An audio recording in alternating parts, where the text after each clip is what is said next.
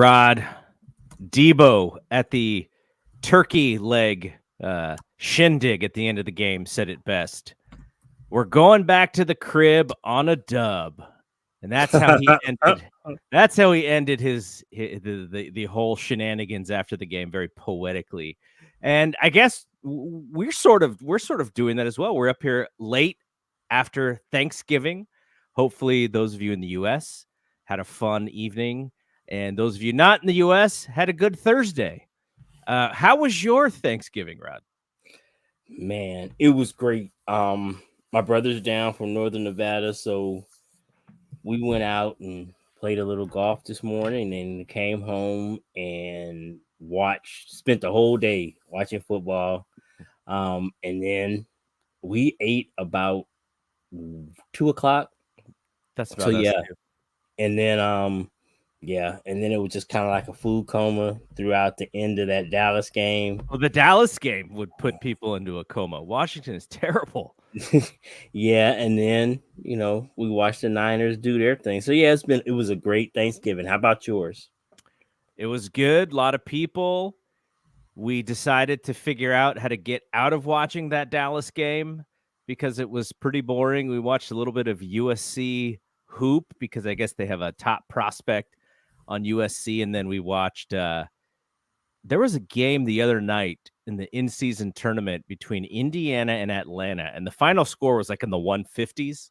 Mm-hmm. So before the Niner game, we watched the first quarter of that game to see Tyrese Halliburton and Trae Young kind of go off, but we were just counting down the minutes until the Niner game started. And okay, so it is. I was wondering, and I asked this question in the Discord. I know our guy Shelvin says he's got to get up for work early tomorrow morning, so hopefully Shelvin can hang with us for a few minutes here. If not, we understand and we love you, and we hope you had a great holiday as well, Shelvin. After that first half of tonight's game, I thought, is this the best half of football they have played since the Dallas game? Now, the second half wasn't quite as good. Maybe the third quarter, but the fourth quarter was excellent as well. There was a gear that they were in tonight that I don't think we've seen in a little while. And I think that bodes well going into next week because that is the game that they have circled on the calendar, I'm sure, is the rematch of the NFC Championship game. But what did you think about that first half tonight? I thought they were just firing on every single cylinder. Yeah, I mean, it was incredible. What I like to watch is the way I watch the games is from the inside out. So in that first half, on both sides of the ball, the offensive and the defensive lines were just amazing. They both were. Last week we had the most pressures we have had all season with 31.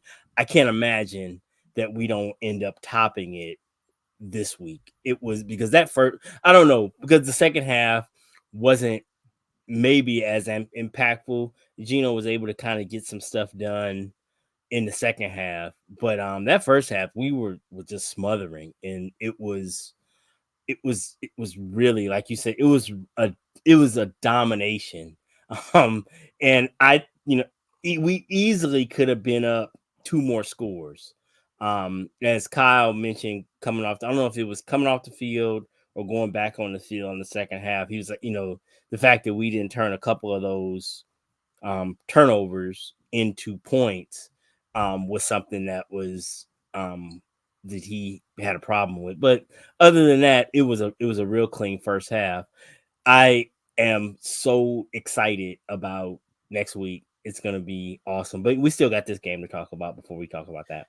Absolutely. Also, shout out to the OG, Rick, who was able to watch the game tonight. Happy Thanksgiving to you as well, Rick. And Davis as well. I know he said he was watching it with his grandparents tonight. These nationally televised night games, not they're not perfect in these games. They had the bad Monday night game in Minnesota, but Sunday night has been pretty good. They've had two of their best performances of the year, I think, the Dallas game and this game. So we go into the half 24-3. I thought Brock was on his way to like doing what he did last week again. Now, the second half, he was not as strong.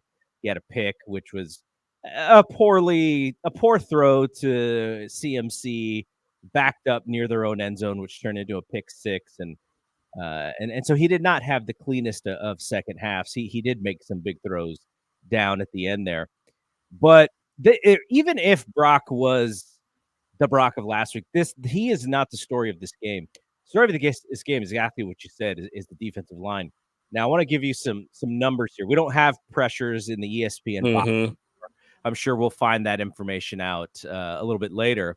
But Niners had 6 sacks, led by Nick Bosa with 2. Hargrave had 1.5. Gibson accounted for 1, and as did Eric Armstead. Kevin Givens got a half. Hargrave had 1.5. I don't know how they were assigning some of those, because there were several of them. It was like 4 dudes, like all converged at one time. So yeah, that's interesting how the bookkeeping worked out on that. Yeah, exactly.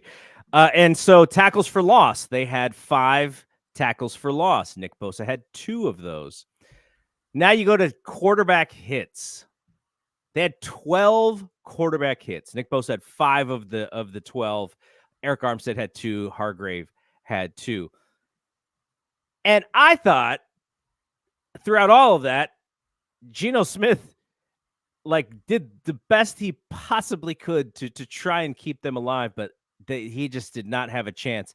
And I was watching this dude play. I'm watching this dude. The small amount of time he has in the pocket, he's got to throw some of this stuff early, and he just can't connect with his receivers in the way that he wants. But man, that guy's tough. I thought he played a really good game as much as he could, but the Niners defensive line just mauled him. So are we basically saying that this Chase Young trade has made all the difference? Like, what is your point of view on why all of a sudden the Niners can get back to the quarterback when they went like 3 games without much success there? I had made note of this before the trade. It was that the fact that whatever's the right side, because Nick always lines up on the left side, there was just not. We were a donut over there. Farrell and Jackson just simply, the other teams didn't have to. They weren't a threat at all to generate any sort of pressure. And so teams were able to, really slide pressure to the left side in a way that they can't now. Collinsworth made a great point that Nick is going to see so many more single block opportunities, because sometimes they just have to double team Young. I mean, he's the tackle over there on the right hand side just can't deal with him one-on-one. And if you put Nick, you can't give him too many opportunities one-on-one, because there's just simply, if you don't got Trent, there's like only 2 or 3 guys in the league that can stand up snap after snap one-on-one with Nick. And it's and Seattle doesn't have one of them. Mm-hmm. They've got an old man over there playing. Jason Peters was great in his day, but come on, man, it's over. And Nick was just abusing that dude. So yeah, I think that is one time where you can see where, kind of like the trade last year, where you insert CMC into that offense and it was like a switch was turned on. Mm-hmm. I think the same thing has happened with Chase Young. He really has unlocked. We were successful and several blitzes got home today, but they're getting a lot of pressure with just the front four. Yeah, and it's like night and day when it's pre Chase Young and post Chase Young, and I think that he makes a huge difference. Those sack counters out there, Bosa is up to 7.5 now, by the way. So he's hitting double digits probably Mhm. fairly easily in the next handful of games. You know who else really balled out today was Mooney Ward. Oh He man, he made some big plays who's the sideline reporter on Sunday Night Football? What is her name? I don't know. Yeah, I should know this. I was trying to remember everybody's name because I don't watch Sunday Night Football all the time. But she asked him like, why were you able to play so well against DJ Metcalf, who's obviously a really really good receiver? And he just said, his technique. He just stayed true to the technique. There was one play that I thought I was like, oh man, uh, this could burn us. He jumped a little early to try to swat the ball away, and he missed. And Metcalf made a catch, it was probably a 30-yard catch or something. But Metcalf He's was out out of of bounds. bounds, so it didn't hurt them. But other than that, he tipped passes. He almost picked one off. He's bodying this dude who is a hard dude to body, and man, he played like a Pro Bowler tonight. And he's had some good games, but he's also had a couple mistakes that have hurt the team. Tonight he was tonight. I was thinking tonight was probably his best game of the season. Yeah, I mean, and it was fortunate, that they allowed them to play, and him and Metcalf were able to be physical with each other and go back and forth. And because there were on both sides, there were times where it was close. I mean, they could have called, PI or holding or pass interference. These Um, referees, and they let them play, and that's fine. I mean, you have to, if you once you know that that's how it's gonna go, then it allows you, I would imagine, as a player, a bit more freedom to go out there and do your thing, and that's great. I like when they let those dudes play and they don't call it as tight. It was real interesting because that was the thing coming into the game. On both sides there was some real, just by the numbers, some real mismatches in the secondary. And in Seattle, the pressure was so heavy, especially in the first half, that Gino wasn't. And then I don't know if he was 100%, but they weren't able to take advantage of those. The two big ones being the rookie at safety, and then when Travarius was out for that stretch of time, they weren't really able to capitalize on that either. Because by the numbers, both Lockett and Metcalf looked to be very good matchups against Lenore particularly. And then there aren't really any stats on Brown, but I just kind of figured with him being a rookie, you would kind of try to target him, especially with, they've got some pretty big, like super big and athletic tight ends. So if you could get them matched up on him, you would think they would have tried to do that. But like I say, the first half, he was just kind of running for his life.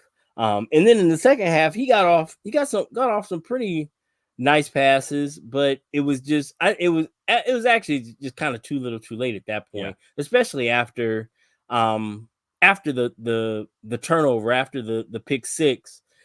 You kind of felt like there was a kind of a momentum shift, but their offense wasn't really able to capitalize. So yeah, Pete was jumping up and down trying to get the fans to cheer louder.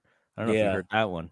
that is, and that's crazy because that, of all the arenas all the stadiums I've ever been to, that is by far the loudest place I've ever been in. That place, I've never been to Kansas City, so I can't. That's the one that everybody kind of compares to Mhm. it, but that is by far the loudest place I've ever been, and it's deafening in there. They get so loud, especially when they get all amped and riled up. And anytime I've been there twice, and anytime they're playing against us, I mean, it's like from the opening bell, them dudes are they are really, really jazzed up, and you just can't hear. You can't hear yourself think. I mean, I remember the first time I went there before I was smart enough to come with ear protection. Like my ears were ringing. It was just so loud.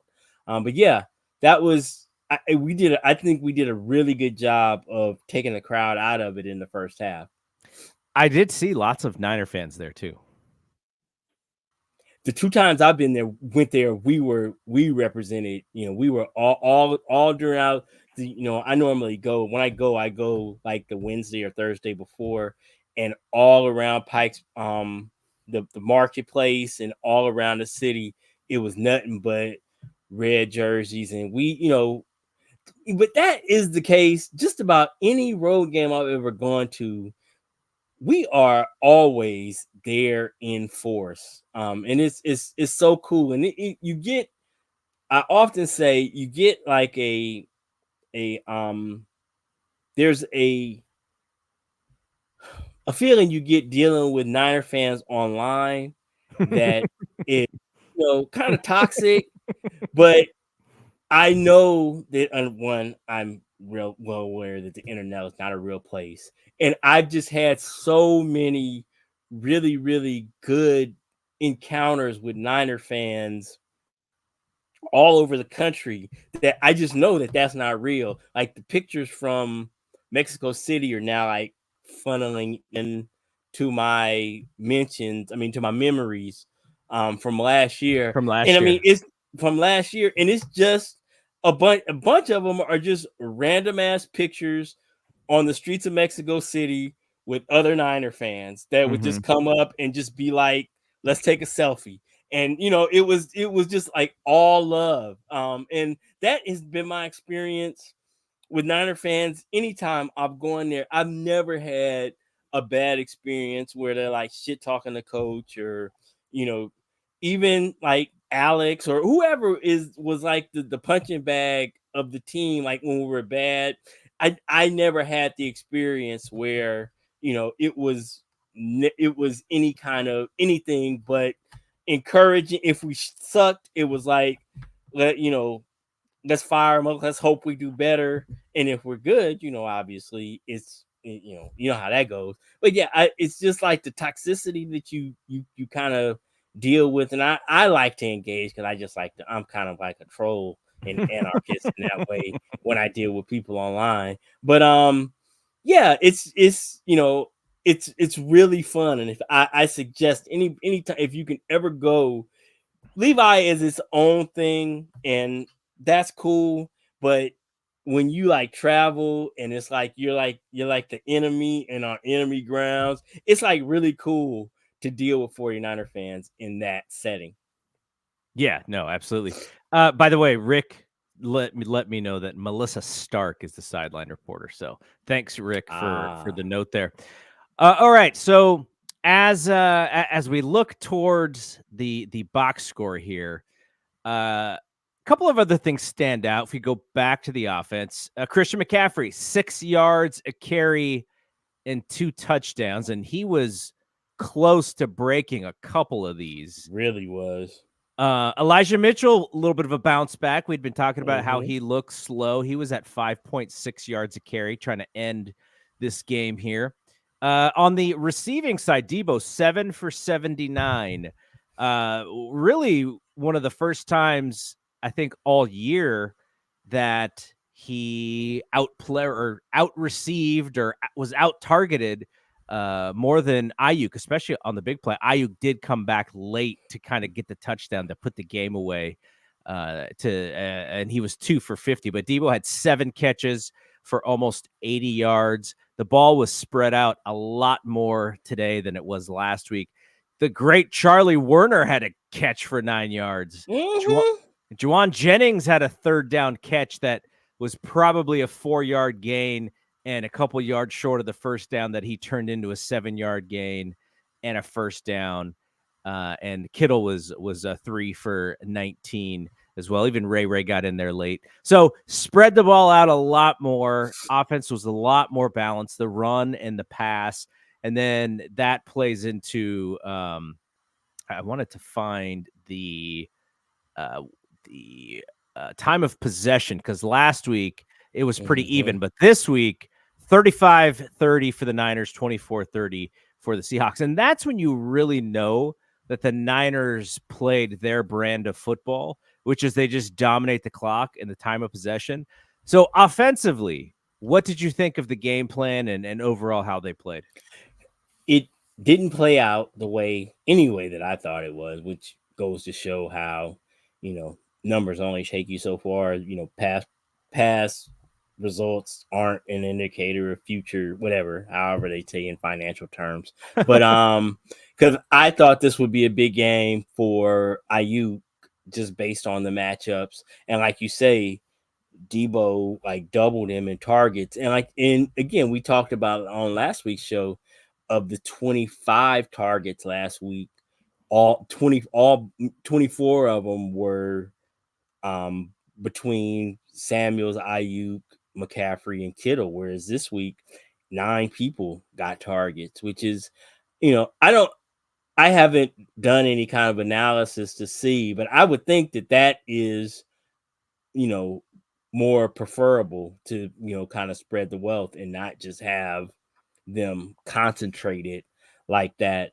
But yeah, it was, and amazing. I know that I haven't looked at that stat in a while, but I know like last year at this time, it was like we had like a 75% winning percentage when we held the ball 30 minutes or more. It was like a stark indicator of wins and losses. If we're able to control the clock, it's kind of a wrap.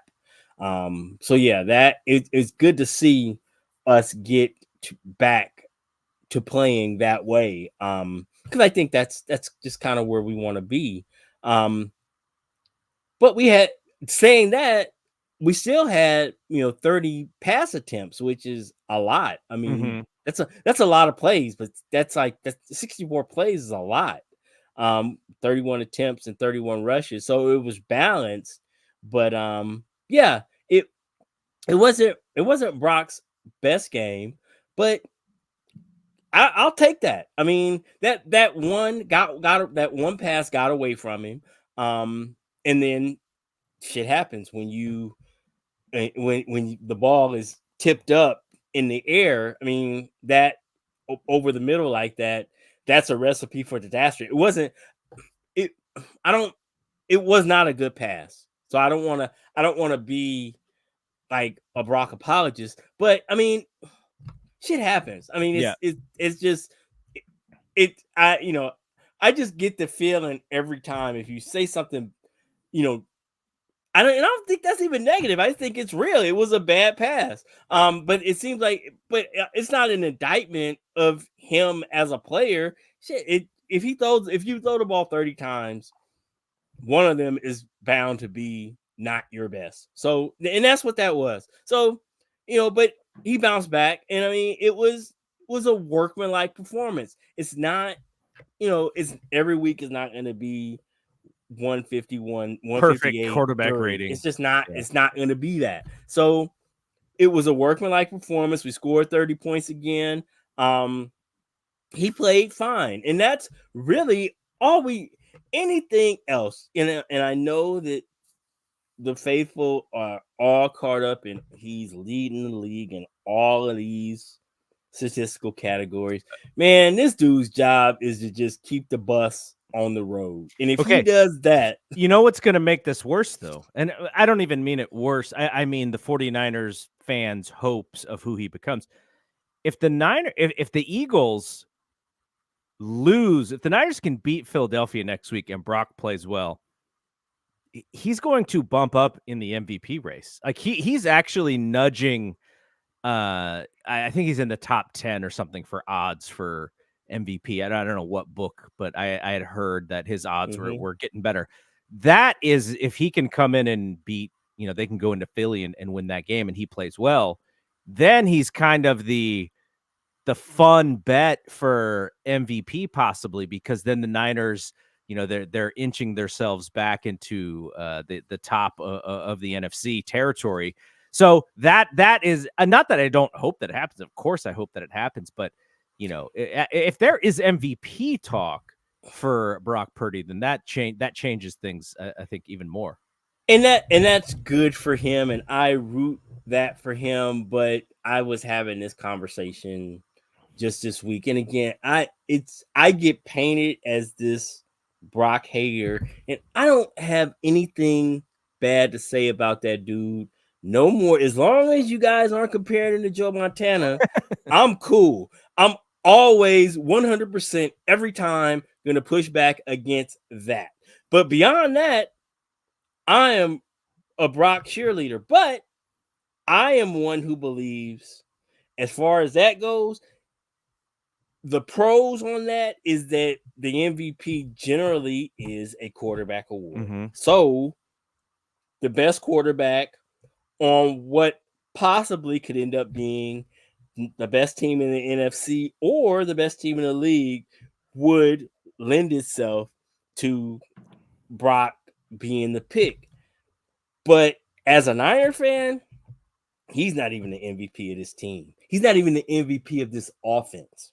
Yeah, he's not even he's a top 3 MVP, because my vote would be Christian McCaffrey. It's Christian. It's 100% Christian McCaffrey, and then for me, Trent Williams. And then you want to go BA, you want to go Brock, you want to go Debo, whatever. After that, but I think the top 2 the most valuable players on this offense are Christian McCaffrey and Trent Williams. And you don't have to look any further than the games when Trent wasn't in there. How different, if you're talking about value, how different this team looks when he's not in there.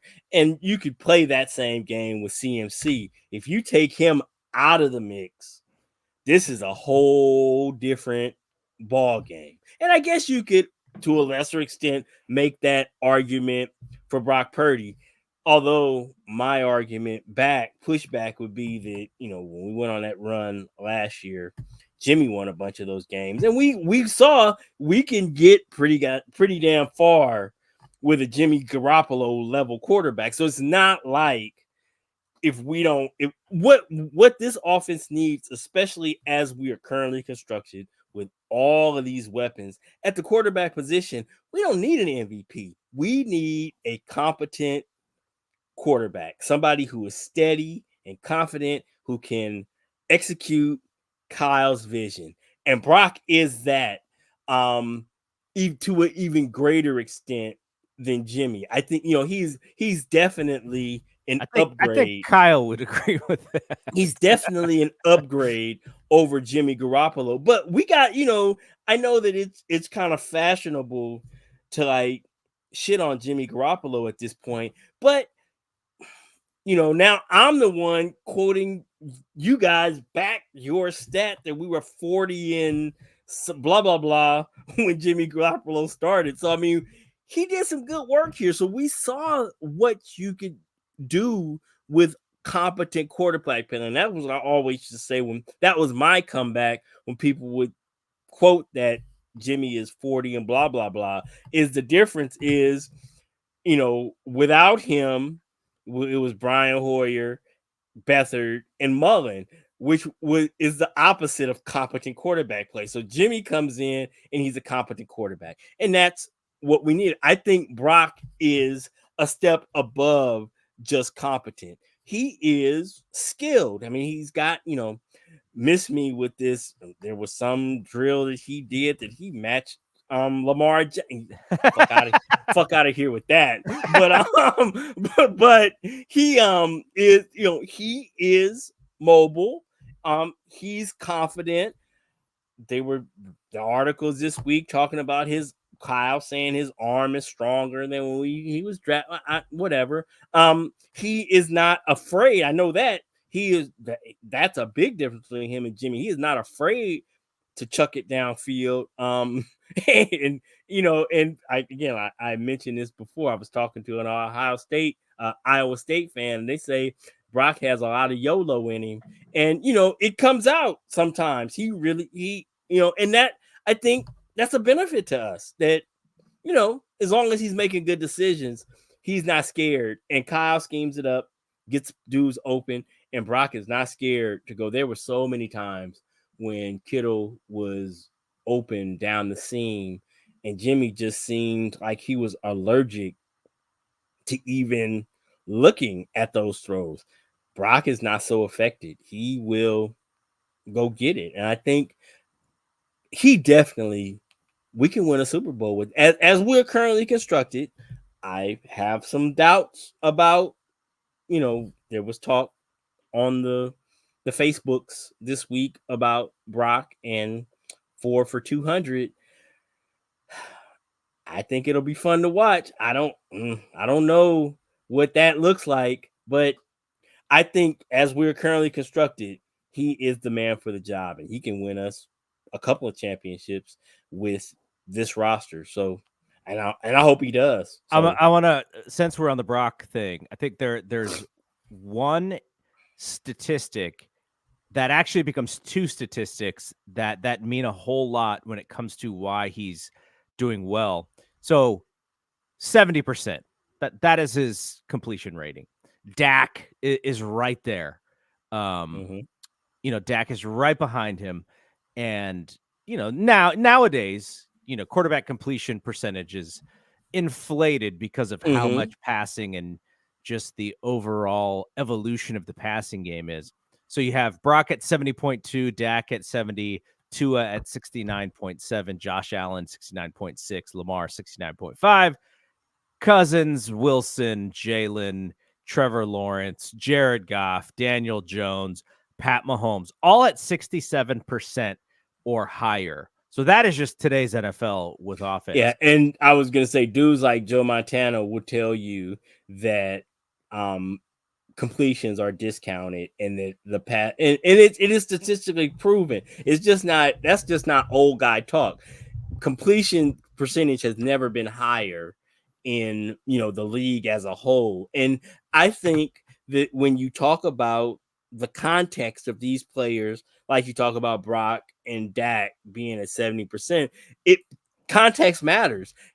This is in an NFL where everybody's completion percentage is higher than it's ever been. So that not to take any away from those players, because they have to complete the passes, but it's easier to complete passes in the league than it's ever been.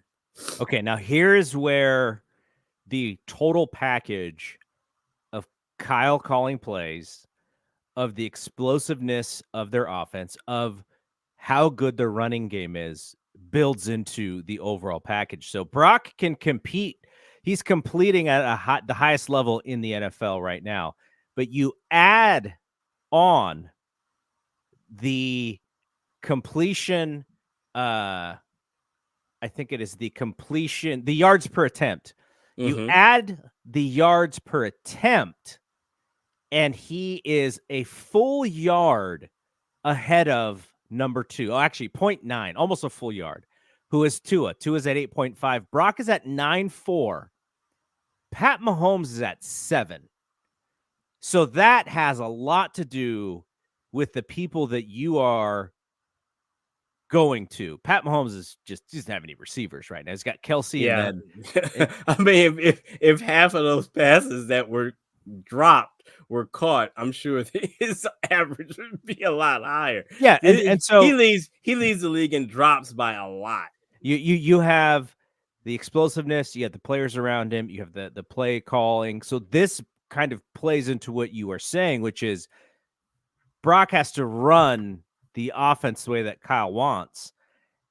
And his 70 completion percentage, which is the highest in the league, just turns into almost 10 yards per attempt because of how they run their offense. So to your point, it is a big part of it is who is around him. But if he was not doing what the offense or what the play call or what, I was watching Kawakami ask Kyle about the touchdown pass. Is the rollout part of it? Yeah, moving left is part of it. Where is he supposed to throw? And Kyle's like, well, if the defense is here, it's high, then he's got to go underneath. but Brock didn't think it was high enough because he still threw over the top. Like there was some YOLO in there, and Shelvin even said Kyle was surprised that Brock hit Ayuk on that play because the easier pass was underneath. So all of that is to say, they have a guy who can run the offense.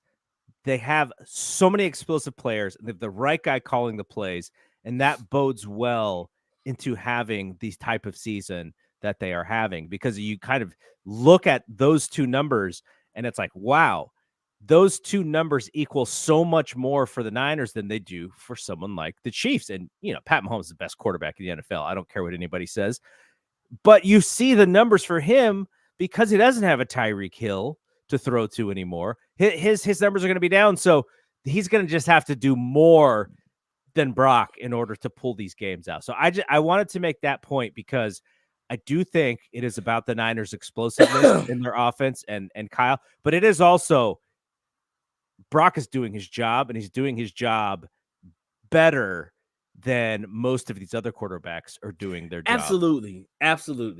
Because like those two long passes the past 2 weeks in a row, Jimmy doesn't even look at those throws. I mean, that's just a fact.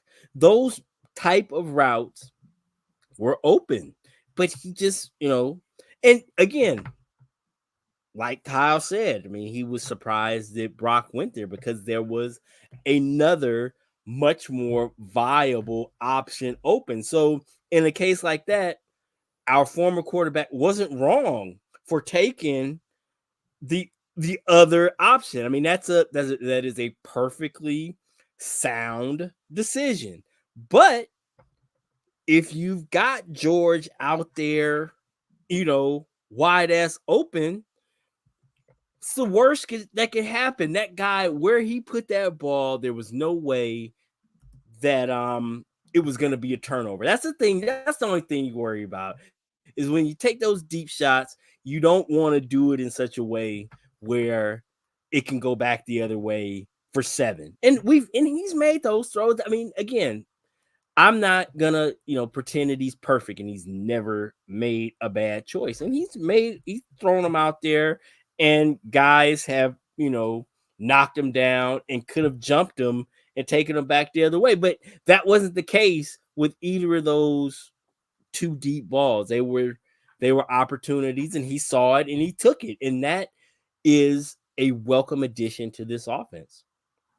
All right, let's look ahead to this Philadelphia game. Now, the Eagles, I would say the Eagles have basically done what you want them to do, which is win football games. The way that they are winning these football games, I'm sure to Eagles fans is a little bit like, man, can we put a little, why does every game have to be close? Like, they have some really impressive wins, like last week, beating Kansas City. That was an impressive win. They beat Dallas the week before, but they also have some scary ones where you look at some of these games, and you saw the Commanders today, and they only beat the Commanders by 7 points, and they gave up 31 in that game. They beat the Dolphins. That's probably their most impressive win, 31-17 over the Dolphins. They lost to the Jets. They stuck around. They allowed the Vikings and the Patriots to stick around. So, they know how to win football games. And I think that is kind of, once you get to that level and you get these games that are late, maybe you do allow the team to kind of sneak back in, but you can still pull these games out. They play Buffalo this week. Buffalo is struggling as well. But, we'll see what happens.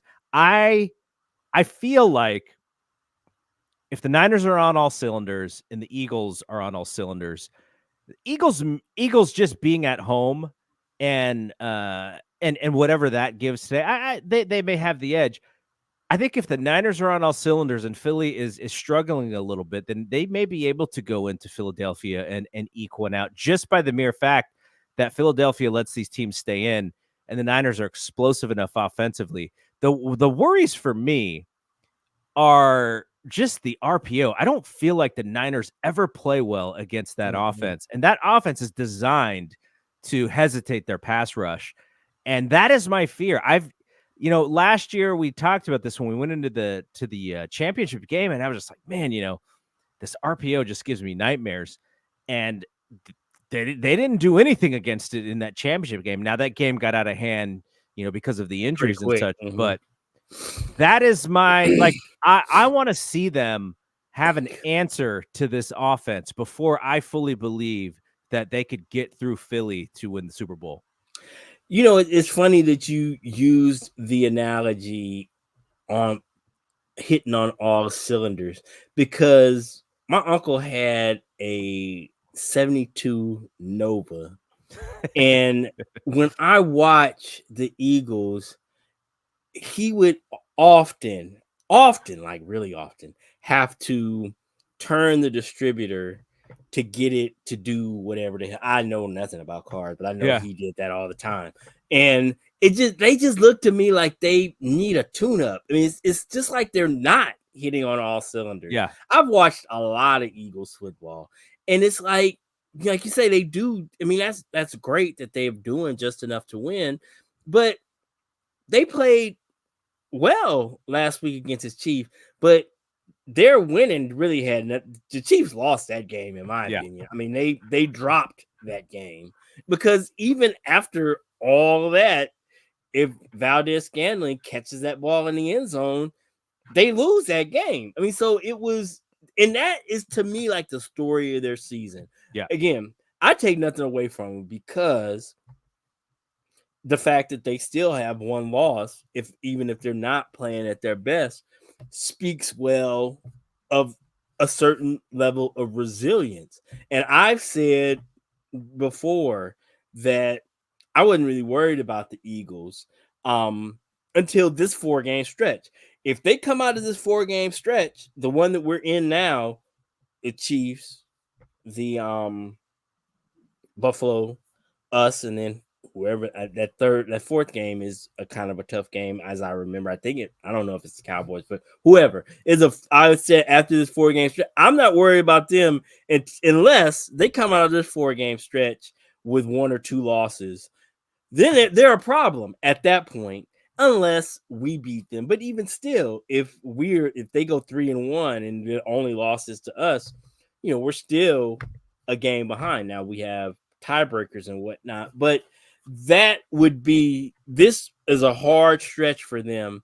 And if they are able to come out of the other side relatively unscathed, hell, I was hoping they would go, 0-4. I was hoping, I was really rooting for Kansas City last week to do their business. Buffalo is just not that good, y'all. I'm sorry. It would be a shock to me. Buffalo would have to play their best game of the season. I've watched them a lot too. I've watched a lot of the Eagles too. They're just, their defense especially is not, they're not at the same level as the Eagles, but they got Josh Allen and they got Diggs, and if those two dudes go off, I mean, anything could happen. But I just think they're going to come into our game with that one loss, and this is going to be the game of the season. I mean, it's still a lot of football left, so I mean, it's not like by any means the season is over. But I don't think it's not crazy to say that if they win that game, home field advantage is, it's like, it's not mathematically impossible for us to get it, because they could still fall apart. But I just, if we sitting there with 4 losses and they're sitting there with 1 or 2, it's an with the tiebreaker, it's an uphill battle for us. And I think that's important. I want them coming here in the playoffs rather than going back there a second time. They don't have a hard schedule the rest of the way. They got Dallas once more, and then they have the Seahawks, and then it's like Arizona and the New York Giants, teams like that. So, if they beat the Niners, it's kind of a cruise control to the number 1 seed. So, one thing I didn't realize is this is a 1:25 game next week. It's not a morning game. So, the Niners will be well rested. And that's a plus. And body clock wise, they're going to be on the West Coast the whole week and then travel over. And so body clock wise, they're not going to get hit with that same, the bettors love to see those West Coast to East Coast games that are early. That's like a real thing in terms of definitely straight up, point spread gets kind of tricky, but that making that trip, teams, the win-loss percentage straight up it's a real thing. So that is a benefit to us playing in that later window, that 4 o'clock East Coast window. All right, who do you have for your players of the game? I looked at this as if I had turkey legs to give out, who would I give it out to? But I did rank mine. But so I already have mine listed. I listed in the Discord. I'll read mine after yours. But who's your MVP? My MVP, offensively, as the way I did it is offensively. I wasn't smart enough to be like you and do the turkey leg thing. That's what I should have did. But hell, after the game, it was like 50 people up there getting turkey legs. I don't know what the hell they're doing there now. But it was for me. Christian was the offensive player, and I don't know if it's controversial, but I could do Nick like every week. Yeah. But I went with Mooney. I went with Oh, wow. Okay. Traverius Ward would have been my defensive player of the game. All right. So I did a top 4. And then I did a little wrinkle at the end here. So my number 1 would be Bosa. My number 2 would be Mooney. My number 3 would be Debo, and my number 4 would be Christian. So I'm giving legs to all those guys. Fair enough. You know who's not getting a leg and who comes in last? Kinlaw, for allowing himself to get body slammed. Well, you know what? And I was saying to the people I was watching the game with, I think literally Javon Kinlaw is one of the biggest people I've ever seen in my life. He is huge. So that it's not like that dude picked the runt of the litter to body slam. But yeah, that is a bad look. They waited for this dude. They waited for this dude to jump, so he was already off his feet, and then they just lifted him further over and put him all the way over. What do you think What do you think he did? What, like, they were mad at something. They were mad at something, and they took it out on Kinlaw. I wonder if he said something. Yeah, that dude, I don't know. I've seen some stuff with him that if I was an opponent, I wouldn't like too much. He is like one of those dudes that I've noticed, and I don't trip because he's on our team, but he's one of them dudes that will come in at the end and like jump on you at the end of the play, and like he made it. But dude, it was over, and then you just kind of like belly flopped on top of the whole thing just to make it look good on film. So he's that kind of guy. So it's no telling what he did to rile them up. But yeah, my man, I'm shocked he didn't get thrown out.